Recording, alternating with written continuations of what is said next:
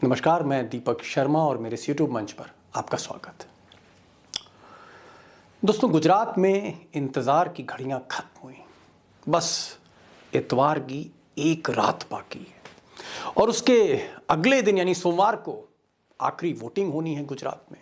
और फिर अगले 48 घंटे बाद मशीनें खुलेंगी और नतीजे इस देश को पता लगेगा कि आखिर गुजरात किसका हुआ, कौन जीता गुजरात को। इसीलिए इतवार की रात को अहमदाबाद में कुछ लोग कयामत की रात कह रहे हैं।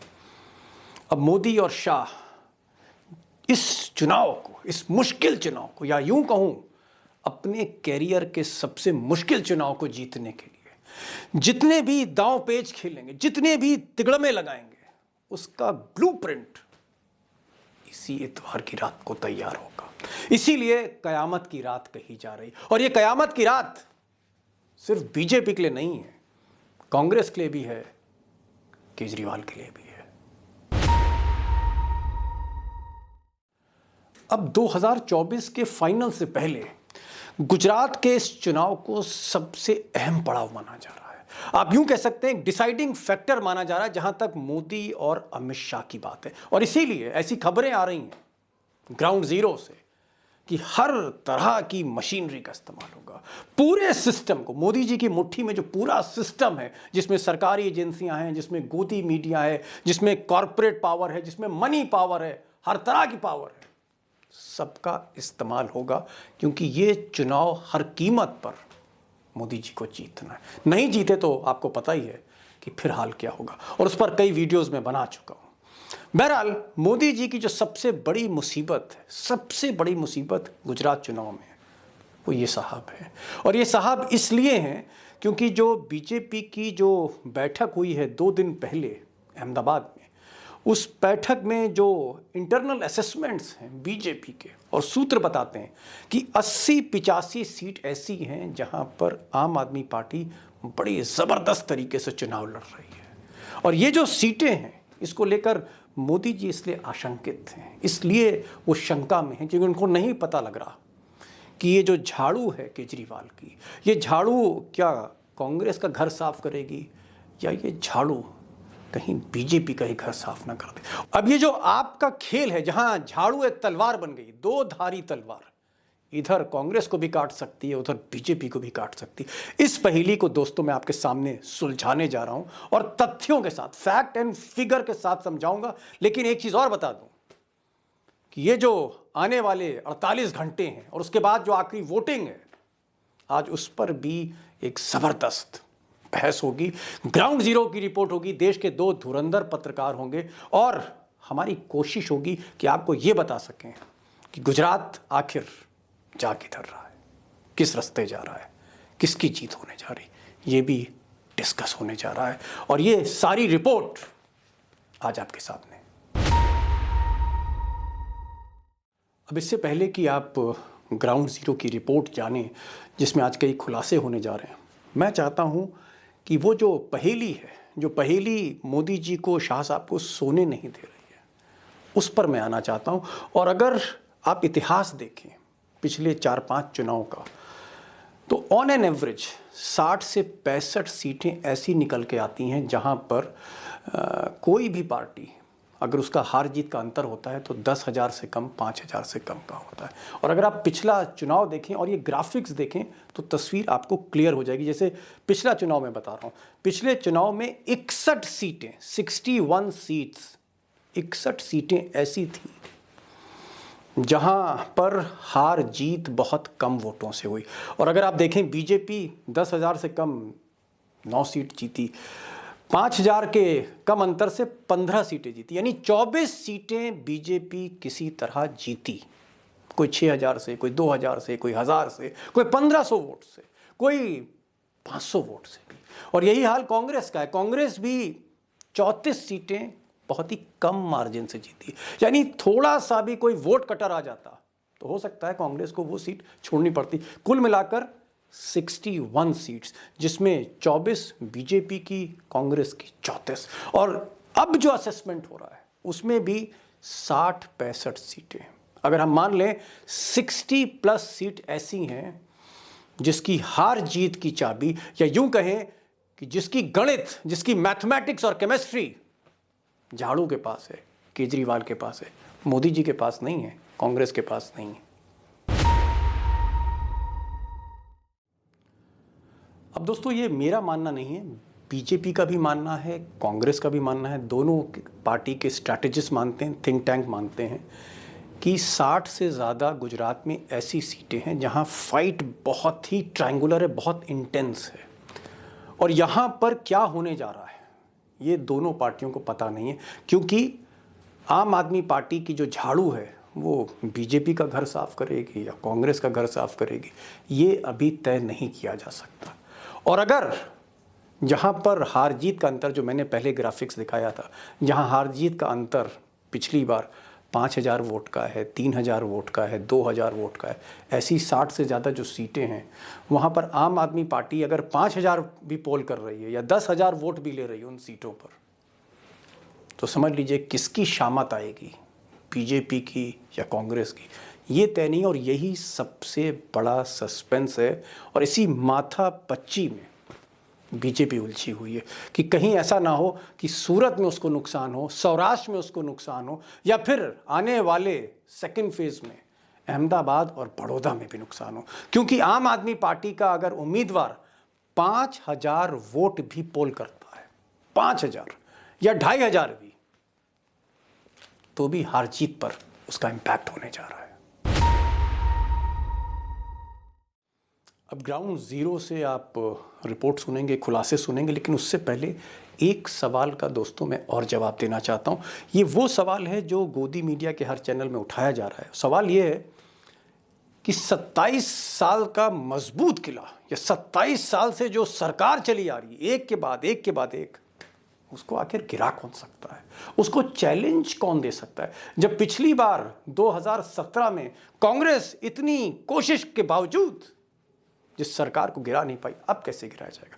यहां पर मैं आपको कुछ फैक्ट्स एंड फिगर आपके सामने रखना चाहता हूं कि किला जितना मजबूत हो, चाहे जितना मजबूत हो और कितना पुराना हो, पूरा काडर, पूरी मशीनरी पर उसका कब्जा हो, किला जब गिरता है राजनीति में, किला जब गिरता है सरकार का, तो झटके से गिर जाता है। मिसाल के तौर पर इस देश की सबसे पुरानी हुकूमत के पास आपको मैं ले चलता हूं, बंगाल में, जहां पर लेफ्ट पार्टी, कम्युनिस्ट पार्टी की सरकार थी 1977 से लेकर 2006 तक, जिसके रिकॉर्ड की बराबरी मोदी करना चाह रहे हैं इस बार गुजरात जीत के। अगर आप देखेंगे 1977 में जब ज्योति बसु का परचम लहरा रहा था बंगाल में, तब से लेकर 2006 तक लगातार सीपीएम जीतती गई। जैसे बीजेपी गुजरात जीत रही है, कभी 178, कभी 174, कभी 187, 91 में 189। और ये मैं लेफ्ट फ्रंट का फिगर नहीं बता रहा हूं, सिर्फ सीपीएम का फिगर बता रहा हूं बंगाल का। और फिर 2006 में जब बुद्धदेव भट्टाचार्य थे, 176 सीटें सिर्फ सीपीएम के पास थी। पूरा कब्जा था विधानसभा पे, पूरा कब्जा था बंगाल में, सारा काडर उनके साथ था। और जब गिरे तो 176 से दोस्तों 40 पर आ गए, औंधे मुंह गिरे और किसी को खबर नहीं। ये बात सही है कि ममता बनर्जी एक टाइग्रेस की तरह, एक शेरनी की तरह लड़ रही थी, लेकिन ममता बनर्जी कई बरसों से लड़ रही थी। सफलता जब मिली तो झटके में मिली। अब अगर आप कम्युनिस्ट पार्टी की हुकूमत देखेंगे बंगाल में, जहां 7 बार लगातार उसने सरकार बनाई, तो एक चीज आंकड़े जाहिर करते हैं कि कम्युनिस्ट पार्टी लगातार उसका आंकड़े, उसकी सीटें बढ़ती चली जा रही थी। लेकिन अगर आप मोदी जी की बीजेपी गुजरात में इसकी परफॉर्मेंस देखेंगे तो 2002 से सीटें घटती चली जा रही, सीट घट रही है। 127 थी 2002 में, फिर 2007 में 117, फिर 115 और पिछली बार 99। घट रही हैं सीटें। कम्युनिस्ट पार्टी की सीटें बढ़ रही थी, फिर भी किला दरक गया, यहां तो घट रही हैं। तो आप सोच सकते हैं कि ये जो चुनाव है कितना मुश्किल है, कितना चुनौतीपूर्ण है। क्योंकि जनता के उबने की भी एक मियाद होती है, जनता साथ रहती है, उसकी भी एक एक्सपायरी डेट होती है। और इस देश में जो एक्सपायरी डेट है बहुत लंबी नहीं है। अब एक चीज़ तो दोस्तों जाहिर है आंकड़ों से कि बीजेपी की जो सरकार है, जो किला है, धीरे धीरे कमज़ोर होता चला जा रहा है। 99 तक आ गया, कहाँ 127, कहाँ 99। और ऐसा लगता है कि इस किले की, ये जो 27 साल से किला खड़ा है, इसकी दरवाजे हिल रहे हैं, खिड़कियाँ हिल रहे हैं, दीवारें कमज़ोर हो रही हैं, छत कमज़ोर हो रही है। और अगर पिछली बार की तरह बाईपोलर फाइट होती, यानी आर पार की लड़ाई होती कांग्रेस और बीजेपी में, तो हो सकता है चुनाव के नतीजे प्रिडिक्ट किए जा सकते थे। लेकिन एक नया, आप कह सकते हैं, एक नई एंट्री आ गई, एंटर द ड्रैगन। और ये जो केजरीवाल आए हैं, इन्होंने सारे समीकरण गड़बड़ा दिए। और इसी गड़बड़ को समझने के लिए कि ये जो समीकरण हैं, ये कहाँ मार कर रहे हैं, जहाँ मोदी जी समझ नहीं पा रहे, कहीं पर राहुल गांधी नहीं समझ पा रहे, खड़गे नहीं समझ पा रहे हैं, पत्रकार नहीं समझ पा रहे, पंडित नहीं समझ पा रहे। मैं चाहूँगा कि ये जो केजरीवाल फैक्टर है, इसको समझा जाए, क्योंकि तभी 8 तारीख को जब मशीनें खुलेंगी तो सीन समझ में आएगा। तो एक बार चलते हैं ग्राउंड रिपोर्ट। दो पुराने पत्रकार, दो ऐसे पत्रकार जो बेखौफ भी हैं, राजनीति की रग रग को समझते हैं, आपके सामने ला रहा हूं। 8 तारीख को जब मशीन खुलेगी तभी नतीजा सामने आएगा। अंदाजे चल रहे हैं, लेकिन सस्पेंस बरकरार है। आपको भी लगता है कि सस्पेंस बरकरार है, या फिर फैसला जो है बहुत हद तक दीवारों पर इबारत की तरह लिखा जा चुका है? दीपक जी, देखिए, ऐसा है कि एक तो सस्पेंस जो है हर चुनाव में नतीजों तक बरकरार रहता है, ये शाश्वत सत्य है। भले क्योंकि नजर अलग अलग होती है, गिलास को आधा भरा देखना या आधा खाली देखना। मुझे लगता है कि हर चुनाव में ये स्थिति होती है, और परसेप्शन अलग होता है, ग्राउंड रियलिटी अलग होती है, और कई बार एक भी होती है। भाई, हमेशा ये नियम लागू नहीं होता। कई बार जो परसेप्शन होता है वही ग्राउंड रियलिटी भी होती है। जैसे 2014 में परसेप्शन था कि भारतीय जनता पार्टी काफी बड़ी ताकत से चुनाव जीत के आ रही है, सीटें कितनी होंगी अलग बात है, लेकिन ये परसेप्शन भी था और ये ग्राउंड रियलिटी भी थी। तो परसेप्शन तो यही है कि भारतीय जनता पार्टी सरकार बना रही है, कि दिल्ली में परसेप्शन है, अहमदाबाद में भी लोगों से अगर बात करिए तो यही परसेप्शन है, फोन से बात करिए। ग्राउंड रियलिटी क्या है? ग्राउंड रियलिटी, हमने जितने लोगों से बात की, चाहे मिशाई से भी बात हुई कई बार, और भी जो हमारे मित्र हैं गुजरात में, उनसे बात हुई, तो वो कहते हैं सीट दर सीट टक्कर है, हर सीट पे मुकाबला है। कहीं कांग्रेस के साथ बीजेपी का मुकाबला है, तो कुछ सीटों पर आम आदमी पार्टी भी मैदान में है, उसका भी मुकाबला है। तो परसेप्शन है कि बीजेपी एक तरफा, ग्राउंड रियलिटी एक सीट दर सीट मुकाबला। अब इसके बीच में नतीजे कहां जाएंगे, ये कहना इस बार थोड़ा सा हम सबके लिए, जो सो कॉल्ड हम लोग एनालिस्ट हैं, पोल पंडित हैं, मुश्किल इसलिए हो रहा है कि इसमें जो नया एंट्रेंट है इस पूरे खेल में, वो है आम आदमी पार्टी। वो किस, उसका परफॉर्मेंस जो है, किसका खेल बनाएगा, किसका बिगाड़ेगा, ये इसका असेसमेंट, इसका आकलन लगाना कम से कम हमारे जैसे व्यक्ति के लिए जो दिल्ली में बैठा हुआ है, बड़ा मुश्किल हो रहा है। हो सकता है मिश्रा जी को आइडिया हो, ये गांधीनगर में है, गुजरात में है, देख रहे हैं, कहीं भी घूमे भी है। लेकिन मेरे लिए थोड़ा ये मुश्किल हो रहा है कि इस आम आदमी पार्टी का जो झाड़ू है, वो किसका घर साफ करेगा, इधर का उधर का, वो कमल की सफाई करेगा या हाथ की सफाई करेगा, ये एक अंदाज लगाना मुश्किल हो रहा है। इसलिए थोड़ा सा कहना मुश्किल है। लेकिन एक बात जरूर है कि जितनी मेहनत भारतीय जनता पार्टी ने इस बार की, हालांकि भारतीय जनता पार्टी हर चुनाव में मेहनत करती है, कोई भी ऐसा चुनाव नहीं है जिसमें भाजपा मेहनत न करती हो। फ्रंट फुट पर खेलने की आदत है प्रधानमंत्री जी की, आगे आगे फुल टॉस में बैठ छक्का लगाते हैं वो, आखिरी गेंद तक जो है बीजेपी बैटिंग करती है। पंडित जी, मिश्रा जी, एक सवाल यहाँ से निकल रहा है कि, और जो मैं सुन रहा हूँ पिछले तकरीबन 24 घंटे से, सवाल यह है कि बीजेपी ने जो असेसमेंट किया, पहले फेज का जो 89 सीट्स के लिए जो पोलिंग हुई, उसमें बीजेपी का जो अपना असेसमेंट है, वो ये कहता है कि बीजेपी का काडर, आरएसएस के लोग, वीएचपी के लोग, बीजेपी के समर्थक, ये घरों से निकले नहीं।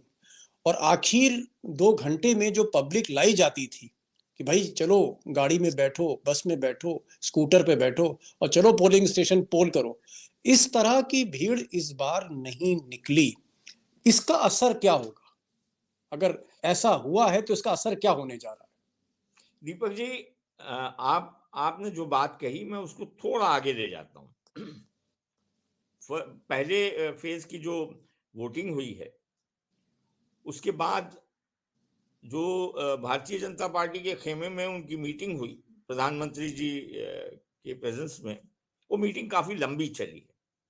और उसको काफी डेप्थ से, काफी डिटेल से उस पर चर्चाएं हुई हैं। उसका सबसे बड़ा कारण ये माना जाता है कि जो वोटिंग हुई थी कि ट्राइबल एरियाज में वोटिंग परसेंटेज ज्यादा होना और सौराष्ट्र में वोटिंग का दबना, ये दोनों चीजें को लेकर के चिंता जाहिर करी गई थी। और उसका इमीडिएट जो रिफ्लेक्शन उससे पहले की प्लानिंग से चल रहा था, जब प्रधानमंत्री जी के लिए या गृह मंत्री जी के लिए इंटेलिजेंस के असेसमेंट में कोई परेशानी नहीं है, कोई सारी एजेंसीज उनके पास है और उनके पास तो ऑन अ डेली बेसिस ये सारे इनपुट्स आते हैं और हम लोगों को ये मालूम है कि आते हैं। जो फर्स्ट फेज के रिजल्ट्स या वो जो आए हैं उनके पास आंकड़े जी, आंकड़े आए हैं, वोटिंग परसेंटेजेस आए हैं, उससे उन्हें लगा है कि कहीं ना कहीं कमी रह गई है, लिहाजा एफर्ट डबल करनी पड़ रही है। और एक बात और भी समझिए कि जब आप खुद फ्रंट फेस हैं और आप खुद ही इलेक्शन कैंपेन मैनेज भी कर रहे हैं एट द हाईएस्ट लेवल, तो नीचे के तबके में लोग जो हैं वो ऊपर को मुंह करके बैठे रहते हैं कि भाई अच्छा वहां से आएगा तो हम करेंगे।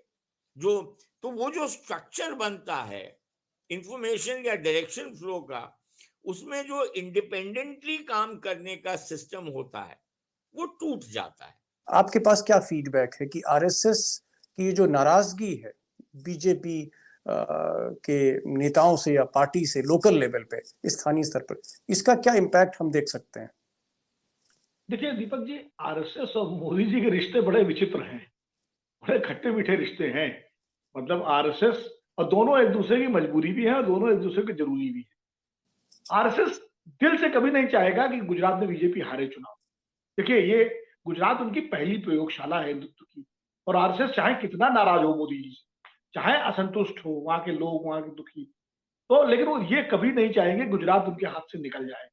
वो ये तो चाहेंगे कि भाई थोड़ा उनका दखल बढ़े, उनका प्रभाव बढ़े, उनकी थोड़ी बात चले, उनकी बात मानी जाए, लेकिन वो चुनाव हारने देना नहीं चाहेंगे। ये मैं नेतृत्व के स्तर की बात कर रहा हूं।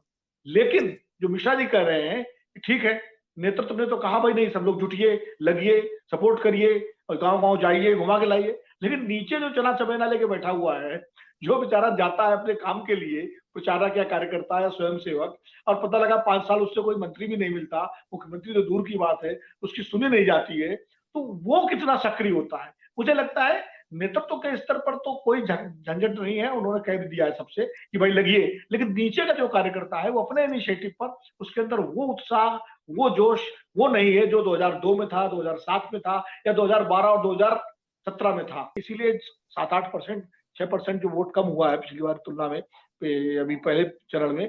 तो अब वो चिंता जो है बीजेपी के अंदर है, और इसीलिए 2 रोड शो मोदी जी ने किए कि जिसका प्रभाव पड़े, लोग निकले, और शायद हो सकता है जी, लोगों को दूसरे चरण में ज्यादा से ज्यादा लोगों को मोबिलाइज करने का एक कुछ तैयारी हो रही हो, कुछ लोग जोड़े जा रहे हो। कितना जोड़ पाएंगे ये तो हम लोगों को परसों पता लगेगा जब जी। वोट सामने आएंगे। क्या आपको भी ऐसे ही लग रहा है कि मोदी जी बहुत आसानी से जीत रहे हैं इस बार, या मुकाबला फंसा हुआ है? मैं आपको 2 बातें बताता हूं। अभी तकरीबन आधे घंटे पहले एक लोकल टेलीविजन चैनल के एक पत्रकार मित्र से मेरी बात हो रही थी, तो उन्होंने ये मुझे बताया कि जिस इलाके में वो रहते हैं उस इलाके से लोगों को भर भर के ले जाया जा रहा था कुछ भारतीय जनता पार्टी की सभाओं के लिए, क्योंकि लोकल लोग नहीं अटेंड कर रहे हैं, इनडिफरेंट, ये लोग जा रहे थे। तो ये 2 डिफरेंट एरियाज का, एक पास्ट का और एक फ्यूचर का, जो इलेक्शन में जा रहा है 5 तारीख को जो वोटिंग हो रहा है, उसके ये फीडबैक आइसोलेटेड कुछ एरियाज से आ रहे हैं। तो इन चीजों का अगर आप सबको मिला के देखते हैं तो आपको कहीं ना कहीं ये वातावरण थोड़ा भारतीय जनता पार्टी के लिए चिंताजनक लगता है। मोदी जी के लिए जीतना कितना जरूरी है? मोदी जी के लिए ये जीत कितनी जरूरी है और क्यों जरूरी है गुजरात को जीतना? देखिए, ये जीत मोदी जी के लिए 2017 से भी ज्यादा जरूरी। इसके 2-3 मायने निकलेंगे। पहला तो ये निकलेगा कि गुजरात हारने का मतलब मोदी जी का करिश्मा खत्म हो गया। पहला सीधा मैसेज ये जाएगा, जो कि मोदी जी भी किसी भी कीमत पर नहीं होने देना चाहते, ना बीजेपी होने देना चाहते, क्योंकि मोदी जी का करिश्मा ही तो बीजेपी की ताकत है, मोदी जी की लोकप्रियता ही तो बीजेपी की ताकत है। दूसरा कारण उसका ये होगा कि जो विपक्ष है, जो अभी तक बिल्कुल बिखरा हुआ है, आप कह सकते हैं निस्तेज है।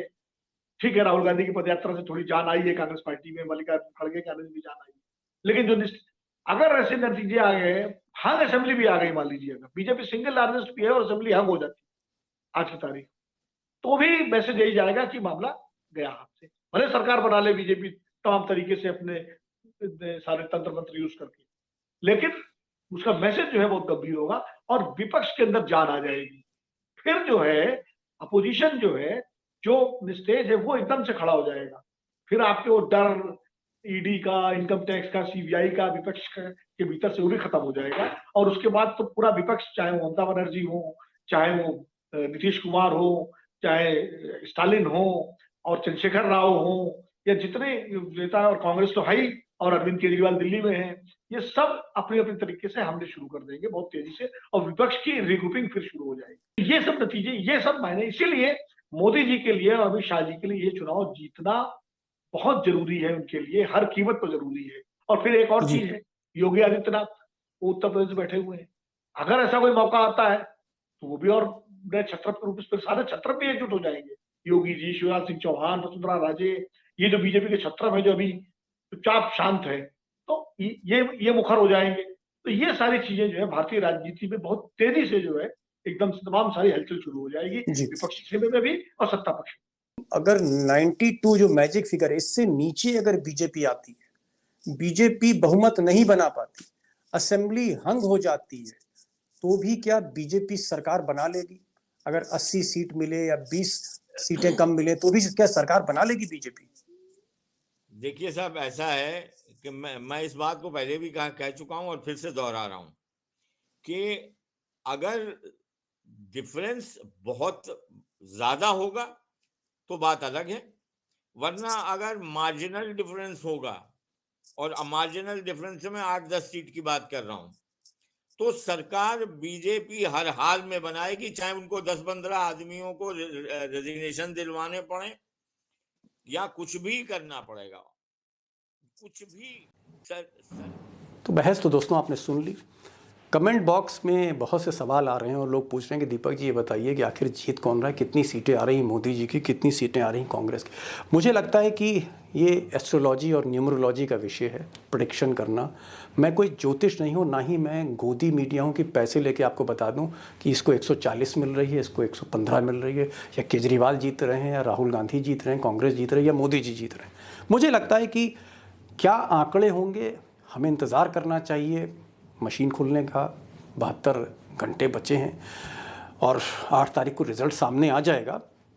मैं जो है इसमें पढ़ने वाला नहीं हूँ, इसलिए क्योंकि अगर मैं कहूँ कि मोदी जी जीत रहे हैं तो आरोप लगेगा, मैं कहूँ कि राहुल गांधी जीत रहे हैं, कांग्रेस जीत रही तो आरोप लगेगा।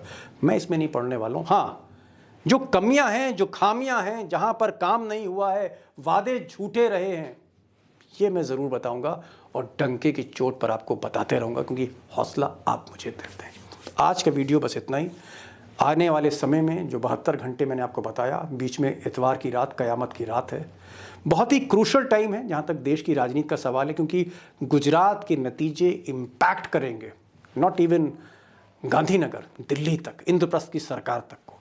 इसलिए मेरी कोशिश होगी आपको अपडेट करता रहूं। बाकी आप चैनल को सब्सक्राइब करिए, वीडियो को आप शेयर करिए, बेल आइकॉन को आप क्लिक करिए, कमेंट ज़रूर भेजिए और फिर मिलते हैं नई वीडियो के साथ। तब तक के लिए नमस्कार।